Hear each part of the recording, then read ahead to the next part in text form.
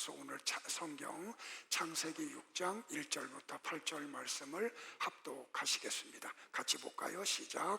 사람이 땅 위에 번성하기 시작할 때에 그들에게서 딸들이 나니 하나님의 아들들이 사람의 딸들의 아름다움을 보고 자기들이 좋아하는 모든 여자를 아내로 삼는지라.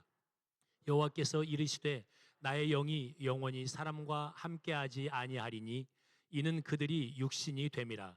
그러나 그들의 날은 120년이 되리라 하시니라. 당시의 땅에는 네피림이 있었고 그 후에도 하나님의 아들들이 사람의 딸들에게로 들어와 자식을 낳았으니 그들은 용사라. 고대의 명성이 있는 사람들이었더라. 여호와께서 사람의 죄악이 세상에 가득함과 그의 마음으로 생각하는 모든 계획이 항상 악할 뿐임을 보시고 땅 위에 사람 지으셨음을 한탄하사 마음에 근심하시고 이르시되 내가 창조한 사람을 내가 지면에서 쓸어버리되 사람으로부터 가축과 기는 것과 공중의 새까지 그리하리니 이는 내가 그것들을 지었음을 한탄함이니라 하시니라. 그러나 노아는 여호와께 은혜를 입었더라. 아멘. 자리에 앉으시겠습니다. 찬양이 있겠습니다.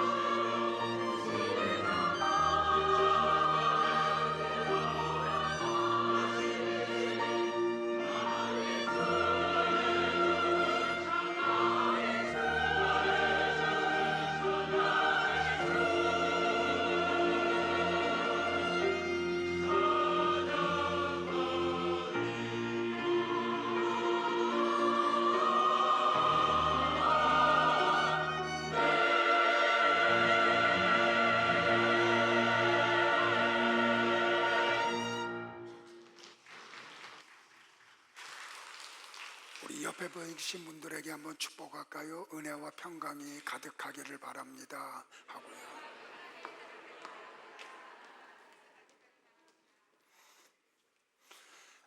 이제 드디어 창세기 6장으로 넘어왔습니다. 창세기 6장 1절로 4절에 보면 하나님의 아들들이 사람의 딸들과 결혼하는 이야기로 시작을 합니다. 근데 하나님의 아들들이 사람의 딸들과 결혼한 이유가 뭐냐면 그 여자들의 아름다움을 보고 자기들이 좋아하는 모든 여자를 아내로 삼았다라고 이야기를 합니다. 구약 성경 주석가 가운데 가장 위대한 분을 한 분 꼽으라고 하면 저는 카일 델리치를 꼽습니다. 그분이 이 본문을 어떻게 주석을 했냐면 하나님의 아들들은 에녹과 노아로 이어지는 경건한 사람들, 다시 말하면 셋의 후손들을 이야기하고 사람의 딸들은 세속적 인류, 다시 말하면 가인의 후손이라고 주석을 했습니다. 그럼 여기 창세기 6장에 나오는 하나님의 아들들과 사람의 딸들의 결혼 이야기는 단순한 연애 사건을 이야기하는 게 아닙니다.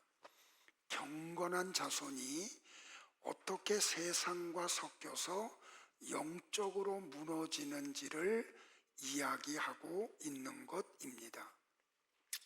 다시 말하면 여자의 후손과 뱀의 후손의 구별이 흐려져 버리고 말았습니다. 그 결과 온 인류가 육체가 되었습니다. 좀 전문 용어로 하면 히브리어로 사르크스가 되었습니다. 그래서 하나님의 심판을 받을 수밖에 없는 그런 자리로 내몰리고 말았습니다.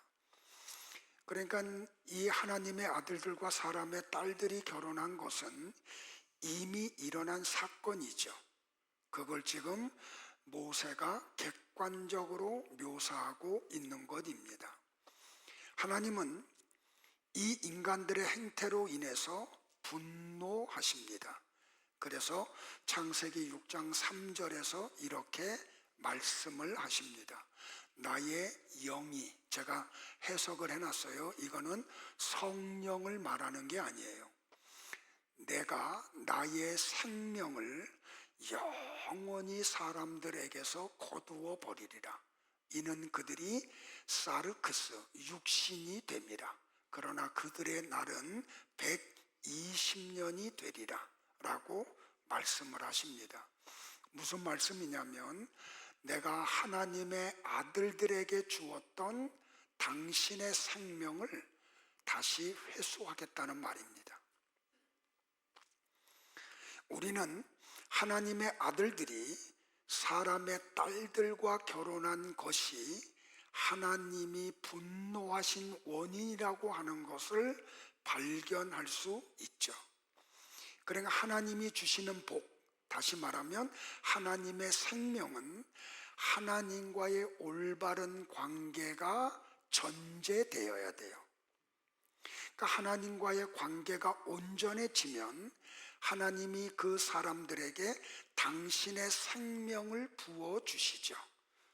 그러니까 하나님의 뜻과 질서에 순종하지 않는 사람에게서는 하나님이 당신의 생명을 거두어 가세요. 그런데 하나님의 아들들이 하나님의 뜻과 질서를 깨뜨려 버리죠. 그래서 하나님이 그들에게서 당신의 생명을 거두시겠다고 말씀을 하세요. 바울은 하나님의 생명을 다시 빼앗긴 것을 뭐라고 언급했냐면 죄와 허물로 죽은 자들이라고 에베소 2장 1절에서 표현을 해요. 그런데 하나님이 당장 생명을 회수하지 않고 120년이라고 하는 시간을 유예해 주세요. 그래서 하나님이 뭐라고 말씀하시냐면 너희들의 날수가 120년이 된다고 말씀을 하신 거예요. 근데 어떤 분들은 이 120년이라는 걸 어떻게 해석을 했냐면 이때부터 인간들의 수명이 120년으로 줄어든다. 근데 여러분들, 그런 해석은 잘못된 해석이에요. 왜 그러냐면 그 뒤로 넘어가면, 홍수 심판 사건 뒤로 넘어가 보면 노아의 아들인 셈은 몇 년을 사냐면 600년을 살아요. 셈의 아들 아르박삿은 435년을 살고, 아르박삿의 아들 셀라는 430년을 살고, 셀라의 아들 에벨은 464년을 살아요. 그러니까 너희들의 날수가 120년이 되리라는 말은 인간의 수명이 이때부터 120년이 된다는 해석은 틀린 거죠. 그러면 하나님이 하나님의 아들들과 사람의 딸들이 결혼하는 것을 보고 분노하시고 인간의 날수가 120년이 되리라고 하는 말씀의 뜻은 뭐냐는 거예요. 120년 하면 여러분들 뇌리에 떠올라오는 게 뭐예요? 노아가 방주를 지은 기간하고 정확하게 일치가 되죠. 그러니까 하나님은 지금 무슨 말씀을 하냐면 내가 너희들에게 회개할 기간을 120년을 주겠다는 거예요. 그리고 이 기간을 충분히 준 후에 그래도 회개하지 아니하면 내가 너희를 심판하겠다. 그 심판으로 나타난 게 노아 홍수죠. 그러니까 이 120년이라고 하는 날은 하나님의 심판을 유보하는 유예 기간이에요. 제가 언젠가 한번 크레디트 카드로 한번 설명을 드렸죠. 자, 여러분들 보세요. 마켓에 가요. 이마트에 가요. 그냥 또 이마트라고 하면 또 혼날까? 홈쇼핑을 가요. 홈플러스를 가요. 내가 어디서 돈 받고 하는 거 아니라는 얘기하는 거예요. 돈 얘기하니까 눈 뜬다. 그래서 이 컵을 하나 사요. 근데 컵을 사는데 내가 캐시, 현금을 내지 않고 크레디트 카드로 사요. 그럼 여러분들 보세요. 내가 카드를 줬더니 그 주인이 카드를 긁어서 결제를 한 다음에 이 컵을 저에게 주죠. 근데 여러분들 보세요. 내가 지금 이 컵의 값을 지불했어요? 지불하지 않았어요. 이 컵의 값은 한 달 뒤에 내 통장에서 빠져나가죠. 그래서 경제용어로 내가 물건을 사고 통장에서 돈이 빠져나가는 한 달의 기간을 뭐라고 말하냐면 지불 유예 기간이라고 그래요. 자, 보세요. 하나님이 노아에게 지금 말씀을 하세요. 내가 세상을 멸한다고요. 그런데 인간의 날수는 120년이 된다고요. 내가 120년 동안 너희들에게 회개할 수 있는 기간을 준다는 말씀이에요. 그러면 이 기간 동안 우리는 어떻게 해야 돼요? 하나님의 말씀을 믿고 어떻게 해야 돼요? 회개해야 되죠. 왜? 그 회개밖에 살 방법이 없으니까. 그런데 이 120년 동안 인간들은 어떻게 해요, 여러분들? 그들은 계속해서 돌이키지 않아요. 자기 소견에 옳은 대로 살아요. 그러면 이 120년이라고 하는 시간을 통해서 우리는 뭘 발견해요? 야, 우리 하나님은 참 오래 참으시는 분이시구나 라고 하는 걸 발견하죠. 자, 다시 그럼 우리에게로 가져와요.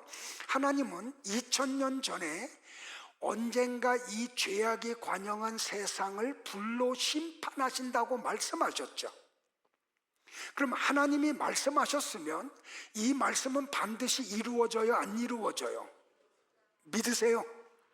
그런데 지금 하나님이 불로 심판하는 징조가 보여요, 안 보여요? 2000년이 지났는데도 보이지 않아요. 그러면 이 기간은 무슨 기간이에요? 유예 기간이에요. 근데 노아 시대 때 사람들과 똑같죠. 마지막 우리 결론에서 성경 읽을 거예요. 시집가고 장가가고 먹고 마시는데 취해가지고 하나님의 말씀을 귀담아 듣지 않아. 그런데 노아 홍수 심판이 이루어졌듯이 하나님의 심판도 이루어질까요? 안 이루어질까요? 반드시 이루어져요. 오늘 본문이 우리에게 주는 메시지가 바로 그거예요. 잘 들으셔야 돼요. 가공할 만한 죄의 세력이 결혼이라고 하는 제도를 통해서 아주 쉽게 여인의 후손, 셋의 후손들 속으로 들어가 버리고 말았어요. 셋의 후손들이 가인의 후손들의 사악함 속으로 스스로 들어가 버리고 말았어요. 죄의 세력이 세상에 편만해 버리고 말았어요. 모든 인류가 하나님의 심판을 받을 만큼 죄에 깊이 빠져버리고 말았어요. 모세는 가공할 만큼 만연된 죄를 하나님이 다 보시고 계시고 아시고 계시다고 이야기를 해요. 창세기 6장 5절에 여호와께서 사람의 죄악이 세상에 가득한가 그의 마음으로 생각하는 모든 계획이 항상 악할 뿐임을 보시고 라고 기록이 되어 있죠. 하나님은 못 보시는 게 없고 모르시는 게 없어요. 사람의 죄악이 세상에 가득 찼어요. 사람이 마음으로 생각하는 모든 계획이 항상 악한 것을 하나님이 알고 계세요. 모든 인류가 하나님 앞에서 부패해 버리고 말았어요. 사람들의 포악함이 땅에 가득했어요. 하나님은 땅 위에 사람을 지으셨음을 한탄하시고 마음에 근심하시면서 이렇게 말씀을 하세요. 내가 창조한 사람을 내가 지면에서 쓸어버리되 사람으로부터 가축과 기는 것과 공중의 새까지 그리하리라. 여러분들 여기 쓸어버린다라고 하는 히브리어 단어가 뭐냐면 마하예요. 히브리어 마하는 무슨 뜻이냐면 어떤 것을 철저히 파괴하고 말끔히 없애버리겠다는 뜻이에요. 그러니까 하나님은 이 세상에 존재하는 생명을 갖고 있는 모든 것들을 하나도 남김없이 다 심판하시겠다는 거예요. 그런데 여러분들 보세요. 여기에 반전이 일어나요. 8절에 접속사 하나가 나타나는데 그게 뭐냐면 그러나예요. 그러나 다 죄인이고 그래서 그들은 다 하나님의 심판을 받아 죽어야 마땅한데 하나님께서 어떤 소수의 사람을 구원하시겠다고 이야기를 해요. 전에 이야기했죠. 그 인류학자들 그들에게 의하면 노아 시대 때 지구의 인구가 적게는 1억 명에서 많게는 20억 명이었대요. 왜? 그들은 몇백 년을 살면서 잘 죽지도 않아. 그리고 애만 계속 나. 하는 게 아무것도 없으니까. 그냥 1차적인 생활만 해요. 먹고 쉬고 자고 싸고 애 낳고. 그런데 거기서 구원받은 사람은 몇 명이라고요? 성경이 뭐라고요? 겨우 8명이라. 성도 여러분들 잘 드세요. 그러면 이 소수의 사람들이 어떻게 구원을 받았느냐는 거예요. 그러면 이 시대에 어떤 소수의 사람들이 똑같은 경로로 구원을 받겠죠. 오늘 세 가지를 볼 거예요. 첫 번째는 노아와 그의 가족은 하나님의 은혜로 구원을 받아요. 자, 노아와 가족이 구원을 받은 것은 하나님의 은혜라고 모세가 얘기하죠.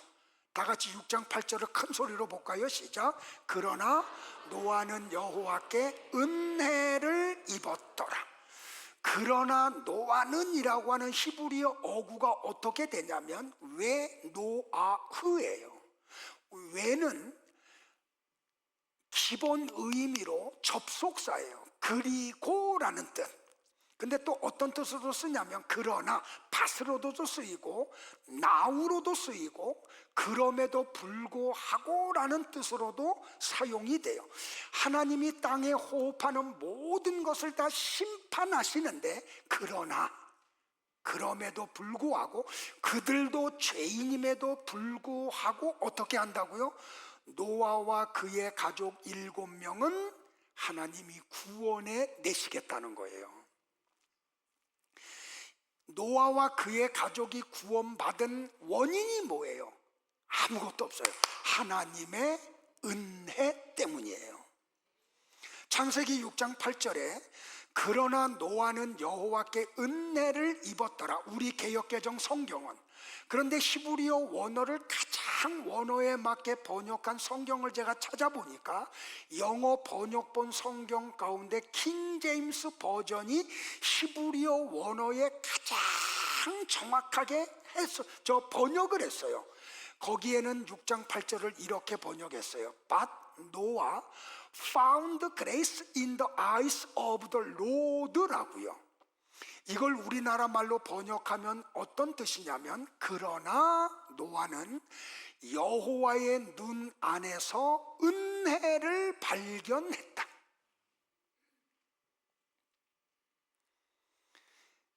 노아는 그 진노하는 하나님의 눈 속에 누군가를 구원하려고 하는 은혜가 있는 것을 발견을 해요. 창세기 6장 5절에 나오는 모든 인간은 하나님이 한탄하고 근심하는 대상이었죠. 그런데 창세기 6장 8절에 그러나라고 하는 접속사 이후에는 하나님의 눈에 뭐가 나타나냐면 은혜가 나타나요. 여러분들 잘 들으셔야 돼요. 노아가 어떤 일을 해서 하나님으로부터 은혜를 받은 게 아니에요. 하나님이 노아에게 조건 없이 은혜를 베푸셨기 때문에 노아가 하나님의 눈 속에 있는 그 은혜를 발견한 거예요. 은혜는 노아가 찾은 게 아니고 하나님이 먼저 주신 거예요. 여기 발견했다라고 하는 히브리어 마차가 그것을 강조해요. 히브리어 마차를 쓴 이유는 겉으로는 인간의 행위처럼 보이지만 실제로는 하나님의 주권적 개입의 결과라는 것을 알리기 위해서 모세가 마차라는 단어를 사용한 거예요. 자, 유명한 청교도 설교자하고 개혁주의 설교자였던 마틴 노이드 존스 목사님은 창세기 6장 7절과 6절과 7절 그리고 8절을 이렇게 연결해서 주석을 했어요. 모든 사람은 전적으로 타락했다. 누구도 타락한 인간은 그 누구도 스스로 하나님을 찾을 수 없다. 그런데 노아는 하나님으로부터 은혜를 입었다. 그래도 이분은 아멘이 나오네, 그죠? 여러분들 보세요. 노아가 하나님의 심판에서 제함을 받은 것은 다른 사람들과 차이가 있었기 때문이 아니에요. 노아와 그의 가족이 구원을 받은 것은 하나님이 선택하시고 그들에게 은혜를 베푸셨기 때문에 이루어진 거예요. 여러분들, 은혜가 뭐예요? 우리 교회 이름이 은혜와 평강이잖아요. 그 은혜라고 하는 헬라어 단어가 뭐예요? 새가족 신방할 때 다 설교했던 거예요. 설명했던 거예요. 카리스. 헬라어 카리스의 뜻이 뭐예요? 나는 하나님의 호의를 받을 자격이 없는데 하나님 편에서 일방적으로 아니야, 너 자격 있어 하고 베풀어줘요. 호의를. 그게 은혜예요. 은혜는 인간의 행위와 무관한 거죠. 인간이 착하게 살았다고 하나님이 그 사람에게는 은혜를 주고, 어떤 인간이 선한 일을 했다고 그 사람에게 은혜를 주는 게 아니고, 그들이 어떤 선이나 악을 행하지 않았는데 하나님의 뜻에 따라서 어떤 사람들에게 하나님이 호의를 베풀어 주세요. 그게 은혜라는 말이에요. 그러니까 은혜는 전적으로 하나님께 속한 것임을 알 수가 있겠죠. 그러니까 노아가 하나님의 눈에서 은혜가 있는 것을 발견한 것은 노아가 찾은 게 아니라는 말이에요. 하나님이 은혜를 가지고 노아를 찾아오셨기 때문에 노아가 하나님의 눈 속에 있는 은혜를 발견할 수 있었던 거예요. 하나님의 은혜를 받은 노아에게 어떤 게 임해요? 세 가지가 나타나요. 뭐예요? 그가 의인이 되고 완전한 자가 되고 하나님과 동행하는 자가 돼요. 제가 자꾸 수요 예배를 말할 수밖에 없는 게 이런 것들을 수요 예배 때 자세하게 다 설명하거든요. 근데 여기서 또 하려면 여기다 1시간 이상을 또 설교해야 돼. 그럼 여러분들 못 살겠다 그러잖아요. 자, 6장 9절을 다 같이 봐요. 시작. 노아엔 의인이요 당대의 완전한 자라. 그는 하나님과 동행하였으며. 우리 칭의 교리 배웠잖아요. 로마서 1장 17절을 가지고, 그래서 누구를 가지고? 아브라함을 가지고.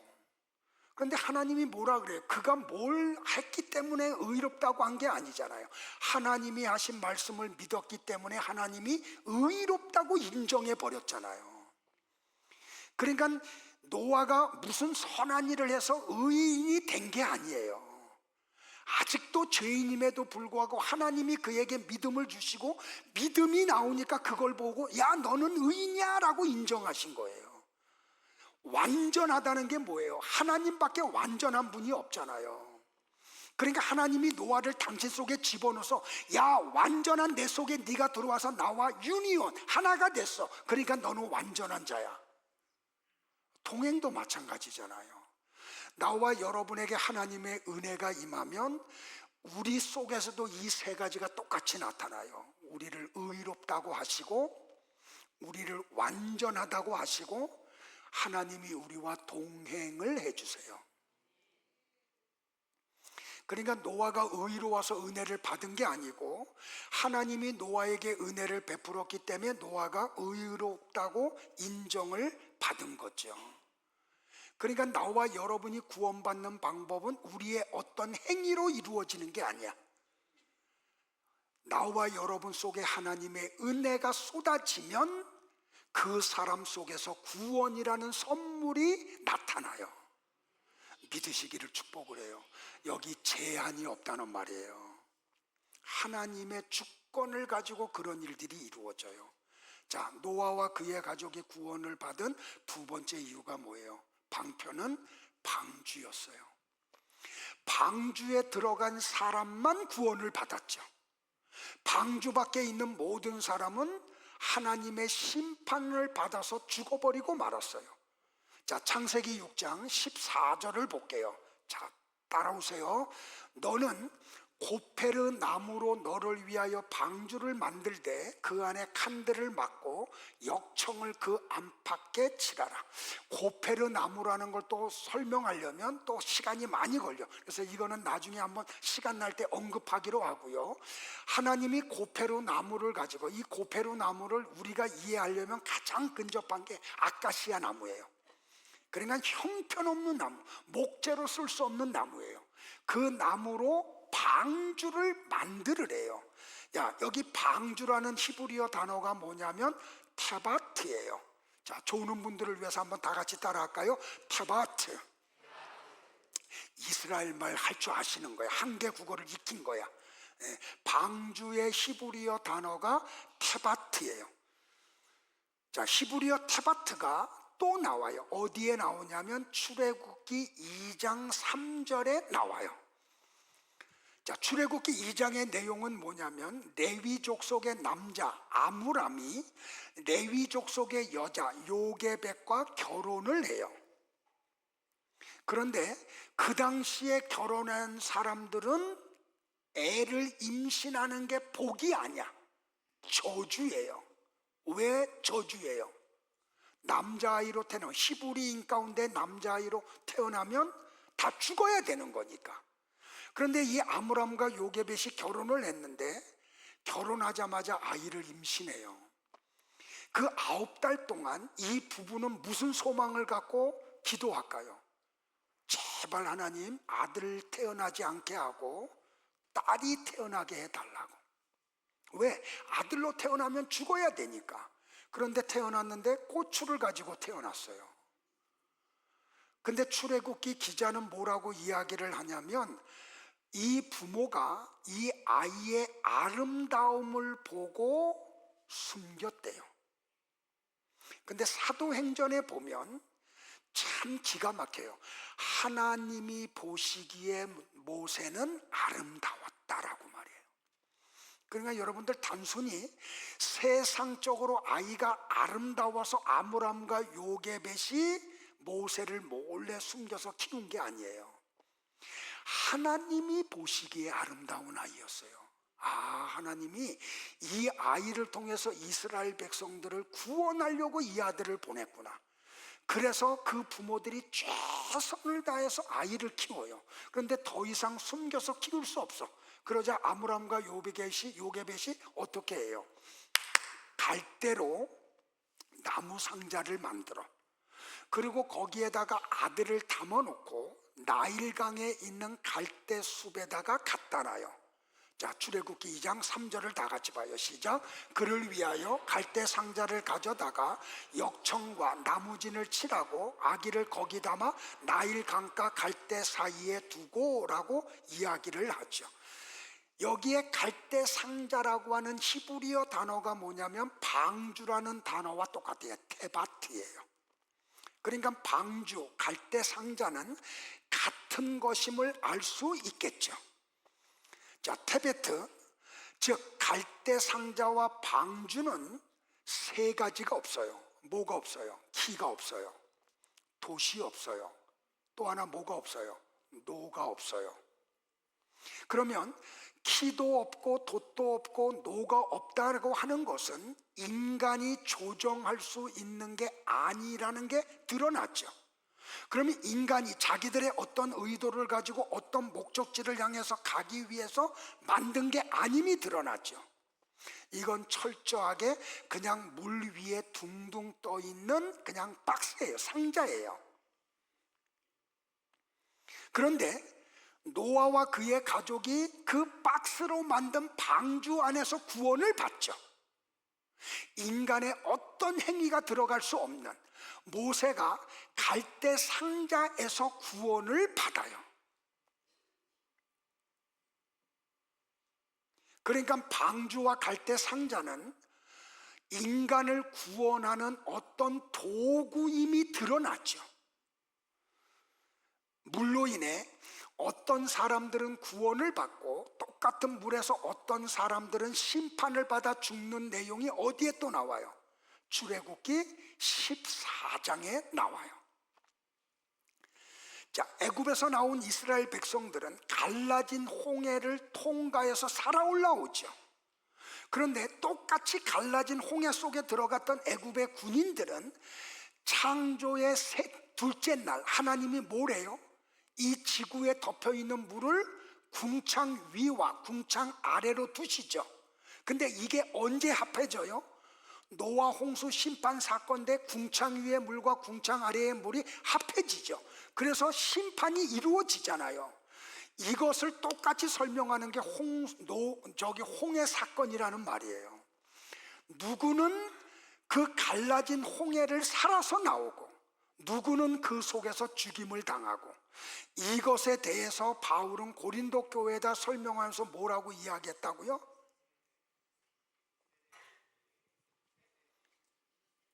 찬양대에서 졸면 여기서 보는 분들이 보고 똑같이 전염돼서 졸아.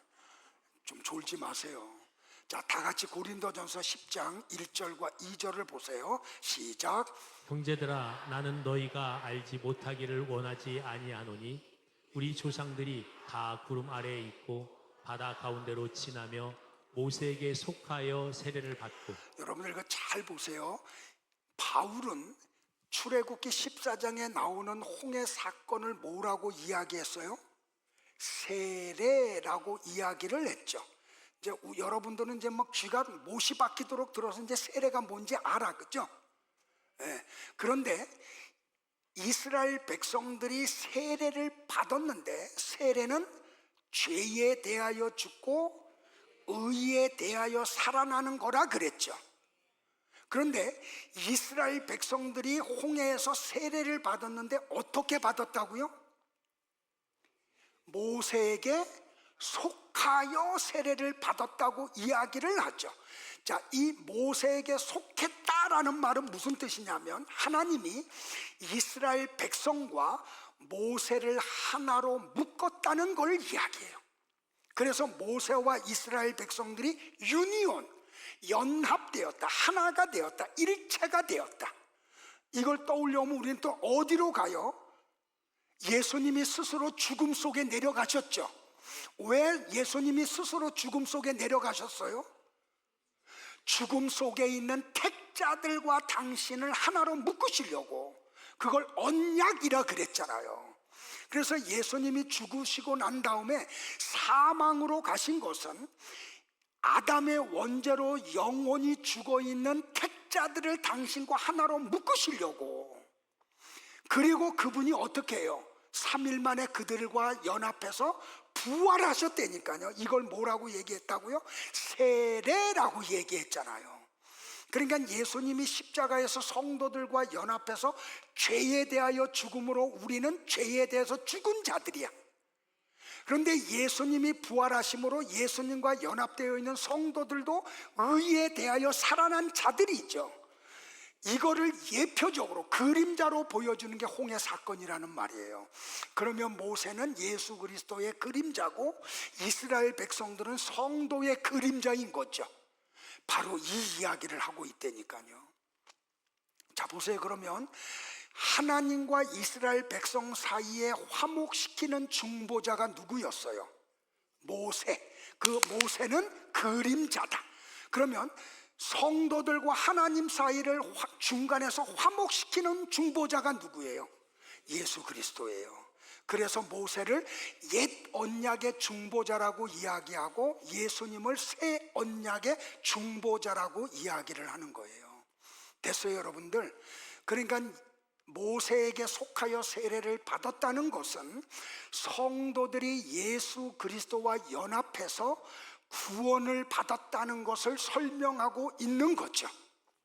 됐어요, 여러분들? 자, 베드로 전서에서 이것을 조금 더 자세하게 풀어서 설명을 해줬어요. 잘 따라오고 있는 거죠? 자, 다 같이 봐요. 시작. 그들은 전에 노아의 날 방주를 준비할 동안 하나님이 오래 참고 기다리실 때에 복종하지 아니하던 자들이라. 자, 보세요, 여러분들. 노아 홍수 심판 동안에 멸망받은 자들은 하나님이 뭐 했다고요? 120년 동안 유예 기간을 줘서 그 동안 구원을 방주를 만들어요. 그러니까 노아가 계속해서 복음 전하는 거죠.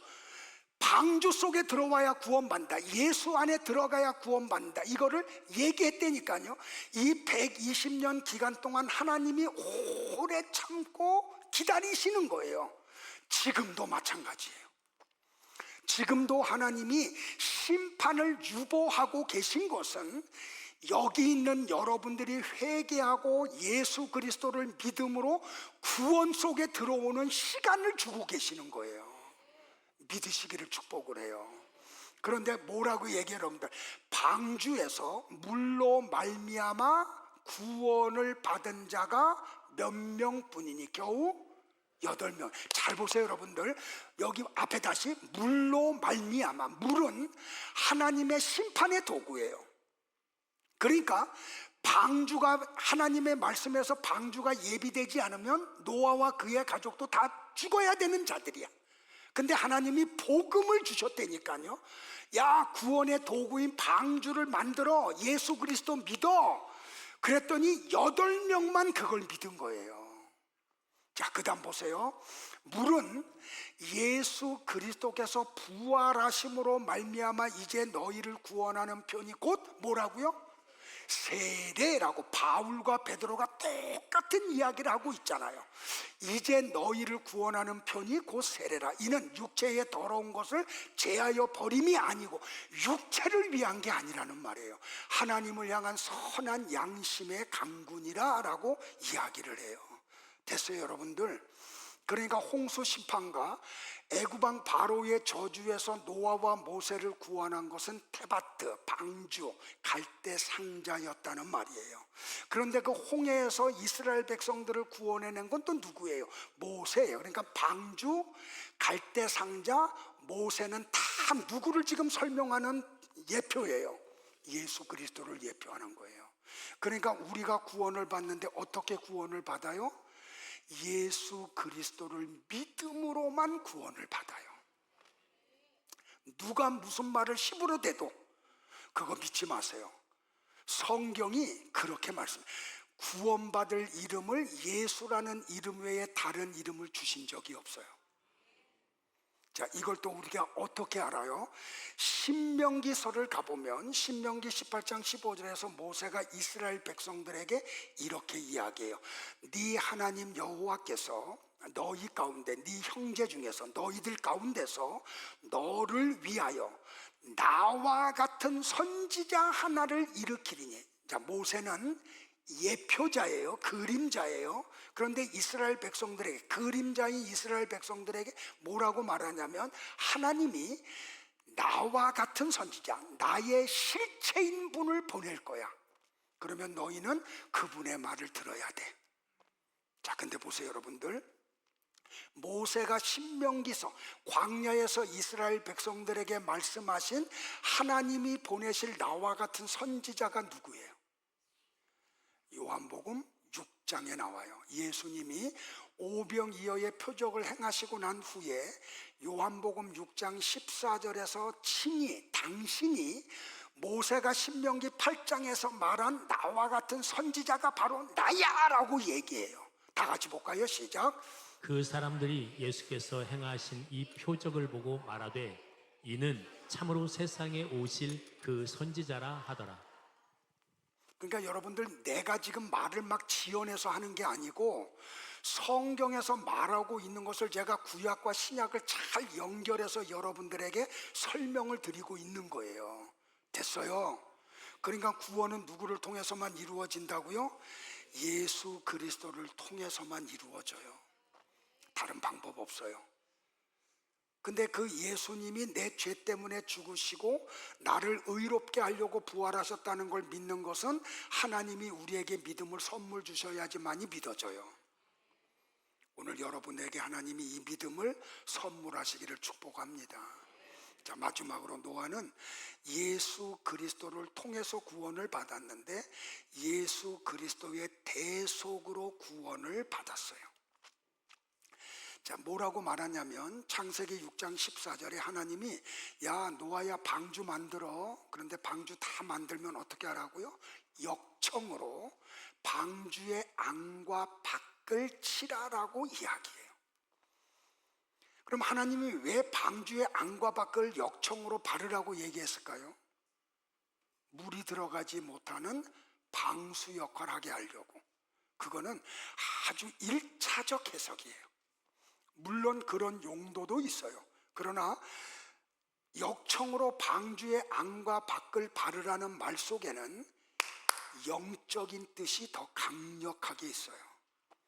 근데 보세요. 출애굽기 2장 3절에 보면 아므람과 요게벳이 모세를 담은 갈대 상자를 만들어 놓고 이 사람들도 똑같이 뭘 바르냐면 갈대 상자의 안과 밖에 역청을 발라요.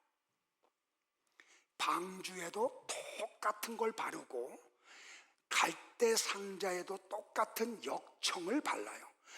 방주와 갈대 상자라는 히브리어 단어가 똑같고 똑같이 역청을 발라요. 그러면 이 역청이 주는 영적인 의미가 뭔지를 아는 게 중요하겠죠. 자, 역청이라는 히브리어 단어가 뭐냐면 바코페르예요. 그러니까 역청만 말하면 그냥 코페르예요. 근데 이 바는 뭐냐면 정관사예요. 그래서 무엇으로라는 뜻을 가져. 역청으로. 그냥 코페르 하면 역청인데 바코페르 하면 역청으로라는 뜻이에요. 근데 보세요. 코페르라고 하는 단어는 역청이라는 뜻도 있고 타르라는 뜻도 있고, 그 다음에 무슨 뜻이냐, 덮는다라는 뜻이 있어요. 여기서 굉장히 중요한 코페르의 뜻이 뭐냐면 덮는다라는 뜻이에요. 자, 방주 안에 지금 누가 들어있어요? 노아와 그의 가족이 들어있어요. 그들도 죄인이죠. 하나님이 예수 그리스도로 덮어버리는 거예요. 방주로 덮어라. 예수 그리스도로 덮어버리라는 거예요. 이게 역청이 주는 깊은 뜻이에요. 그런데 이게 동사형이 되면 어떻게 되냐면 카파르가 돼요. 코페르는 명사형, 카페르는 동사형, 덮다라는 뜻이에요. 근데 이 코페르, 카페르에서 같은 어근을 가지고 있는 게 뭐냐면 카포레트예요. 카포레트라고 하는 히브리어 단어가 뭐냐면 속죄소라는 뜻이에요. 명사형, 속죄소. 여러분들 속죄소가 어디에 있어요? 성막에 있죠. 성막에 어디에? 지성소에 있죠. 지성소 가운데도 어디에? 번제단 위에, 언약궤 위에 있죠.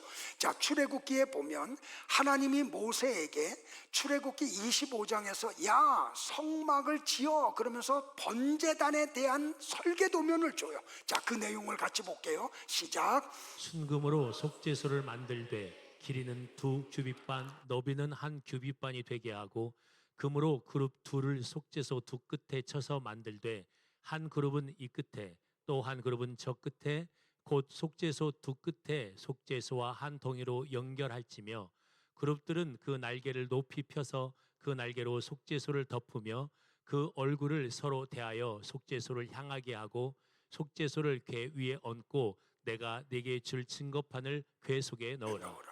여러분들 성막에 대한 설계도면이 어떻게 돼요? 성막은 동쪽으로 문이 있어요. 그러니까 동쪽에서 서쪽으로 들어와요. 그러면 가장 먼저 번제단이 있고 물두멍이 있고 성막이 있죠. 성막은 성소와 지성소로 나누어져요. 성소에는 떡상이 있고 그 다음에 촛대가 있고 향단이 있고, 그리고 성소와 지성소를 휘장이 가로막고 있죠. 전에 설교했어요. 휘장은 뭐라고요? 그리스도의 몸이라고요. 그래서 예수님이 십자가에서 죽으시고 운명하실 때 성소와 지성소를 가로막고 있는 휘장이 위에서 아래로 찢어졌다 그러죠. 자, 지성소에는 뭐가 있어요? 번제단, 언약궤가 있죠. 그 언약궤 위를 뭐라고 말하냐면 속죄소라고 그래요. 그러면 이 속죄소에서는 어떤 일들이 행해지고 어떤 역사가 일어나느냐는 거죠. 자, 다시 레위기 16장 15절과 16절을 볼게요. 다 같이요. 시작. 또 백성을 위한 속죄제 염소를 잡아 그 피를 가지고 휘장 안에 들어가서 그 숫송아지 피로 행함같이 그 피로 행하여 속죄소 위와 속죄소 앞에 뿌릴지니 곧 이스라엘 자손의 부정과 그들이 범한 모든 죄로 말미암아 지성소를 위하여 속죄하고 또 그들의 부정한 중에 있는 회막을 위하여 그같이 할 것이라. 자, 속죄소는 이스라엘의 어떤 그런 출애굽력에 의해서 7월 10일 날, 그날을 대속죄일이라 그래요. 대제사장이 1년에 딱 그날만 지성소에 들어갈 수 있어요. 뭘 가지고 들어가요? 짐승의 피를 가지고 가요.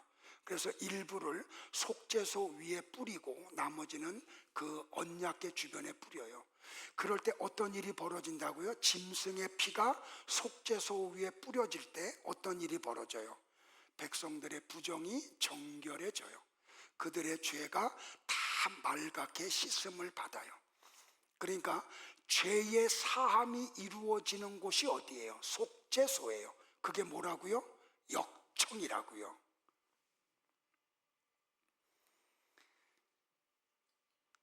근데 구약 성경이 히브리어로 되어 있잖아요. 그걸 초대교회 당시에는 세계 공용어가 헬라어였어요. 그래서 복음을 전하려고 히브리어로 되어 있는 구약 성경을 헬라어로 번역한 성경을 뭐라 그런다고요? 70인역이라 그래요. 근데 이 70인역에서 이 속죄소를 어떤 단어로 번역을 했냐면 힐라스테리온으로 번역을 했어요. 왜 힐라스테리온이 중요하냐면 바울이 로마서 3장 25절에서 로마 교회 성도들에게 이렇게 이야기해요. 이 예수를 하나님이 그의 피로써 믿음으로 말미암는 뭘 삼았다고요? 화목제물로 삼았다고요. 힐라스테리온, 속죄소, 속죄제물. 그 누구라고요? 예수 그리스도라고요. 그러면 역청, 이 역청이 우리에게 주는 의미가 뭐예요? 예수 그리스도의 보혈을 이야기해요. 그 역청으로 방주에 암과 박을 바르라는 말은 예수 그리스도의 보혈, 속죄 제물이신 예수 그리스도의 보혈로 그를 덮어버리라는 거예요. 그러니까 구원은 예수 그리스도로 받는데 그분의 피 흘림을 통해서 구원을 받아요. 그래서 히브리서 기자가 뭐라 그래요? 피 흘림이 없으면 죄 사함이 없다고 이야기하는 거예요. 그래서 예수님이 이 땅에 오셔서 십자가에서 죽으신 거예요. 나와 여러분을 죄와 사망에서 구원하시려고. 근데 하나님은 영존하시는 분이기 때문에 죽음하고는 관계가 없잖아요. 그래서 사람의 몸을 입고 이 땅에 오신 거예요.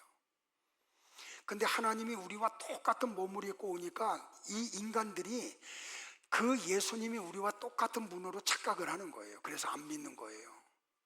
근데 하나님이 은혜를 주고 믿음을 주면 그분이 하나님의 아들이시구나, 그분이 메시아이시구나, 그분이 나의 구원자이시구나, 이걸 알아먹게 된다고요. 그래서 여러분 속에 이 구원이 선물로 주어지기를 축복을 해요. 여러분 가정에도요. 자, 말씀 정리할게요. 노아는 해발 3,000m가 넘는 아라랏산에다가 방주를 지어요. 그가 방주를 120년 동안 지을 수 있는 것은 딱 하나밖에 없어요. 하나님의 말씀을 믿었기 때문이에요. 어떤 징조도 없어. 그런데 노아는 하나님이 하신 말씀을 그대로 믿어요. 여러분들 120년 동안 방주를 짓는 것은 믿음이 없이는 못해요. 사람의 의지나 힘이나 노력으로는 한 1, 2년 정도, 길게 하는 사람은 한 1, 20년 정도는 할 수 있어요. 그런데 120년 동안 사람들의 조롱과 멸시와 질시가 있는 가운데 방주를 지었다는 것은 하나님과 하나님의 말씀을 향한 믿음이 없이는 할 수가 없어요. 그리고 방주가 다 지어지고 나니까 하나님의 말씀을 믿고 방주 속에 들어가요. 여러분들 성경 잘 보세요. 노아와 그의 가족이 방주에 들어가니까 누가 방주의 문을 닫아요? 하나님이 닫아요. 하나님이 닫으면 세상에 그 문을 열 수 있는 사람이 있어요, 없어요? 없어요. 하나님이 열면 이 세상에 누구든지 그 문을 닫을 사람이 있어요, 없어요? 없어요. 근데 아직 하나님이 구원의 문을 닫지 않으셨어요. 그거는 여러분에게 기회가 있다는 거예요. 여러분 가정에 아직 모르는 구원 속에 들어오지 못한 가족들에게 하나님이 아직 유예 기간을 주고 계시다는 거예요.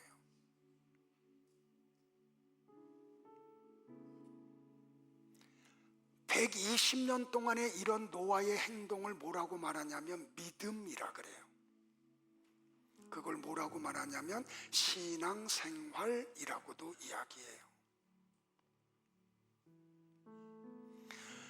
노아가 120년 동안 사람의 소리가 안 들렸을까요? 그럼에도 불구하고 노아는 하나님만 바라봤어요. 나와 여러분도 마찬가지예요. 사람들의 소리가 들려와도 하나님만 바라보셔야 돼요. 그 소리에 영향을 받으면 안 돼요.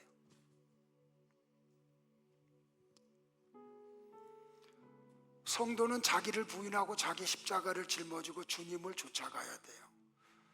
여러분들 이 구원에 대해서 아주 자세하게 설명한 성경이 요나서예요. 요나가 니느웨로 가지 않고 다시스로 가는 배를 탔죠. 하나님이 바람을 일으키고 허리케인을 일으켜요. 그러니까 이 배 안에 있는 사람들이 이 물의 저주로부터 구원을 받겠다고 자기네들이 노력을 해. 그래서 어떻게 해요? 무역하려고 가지고 갔던 물건들을 배를 가볍게 하려고 다 바다에다 집어던져요. 그들이 할 수 있는 모든 노력을 다해요. 그런데 풍랑은 잔잔해지지 않아요. 그러니까 그들이 예수님을 믿든지 믿지 않든지 똑같이 얘기해요. 이거는 하나님이 하시는 거다. 믿든지 믿지 않든지. 그래서 이야기해. 이게 무슨 이유가 있다. 그러면 어떤 사람 때문에 하나님이 이렇게 진노하셔서 심판하는지 우리 제비 뽑자. 근데 여러분들 사람들이 갑판에서 제비를 뽑는데 노아는 어디 있어요? 저 큰 배 밑창에 가가지고 그렇게 요동치는데 잠을 자. 여러분들 이거는 뭘 얘기해? 영적인 잠을 얘기해요. 세상의 배에서 허리케인을 만났는데 밑창에서 잠잘 수 있는 사람이 누가 있어요? 없어요. 지금 세상이 하나님의 심판의 그 파고로 요동치고 있잖아요. 그런데 요나와 같이 배 밑창에서 잠자는 사람들이 있어요.